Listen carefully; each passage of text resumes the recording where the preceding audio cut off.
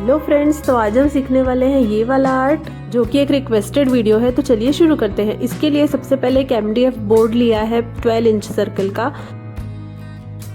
अपने हिसाब से आप छोटा या बड़ा ले सकते हो।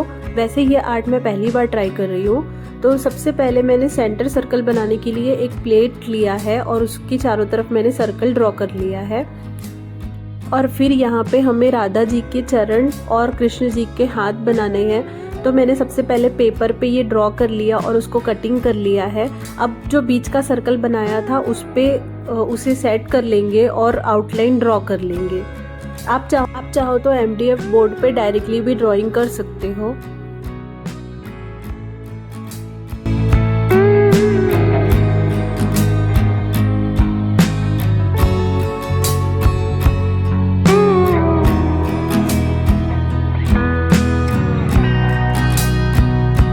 इसी तरह से कमल के फूल को भी पेपर पे ड्रॉ करके कटिंग कर लेंगे। और अब हमें इस बोर्ड पे 6 कमल बनाने हैं। तो स्केल की मदद से हम 6 इक्वल पोर्शन में मार्किंग कर लेंगे और पेपर को इस तरह से रख के ड्रॉ कर लेंगे।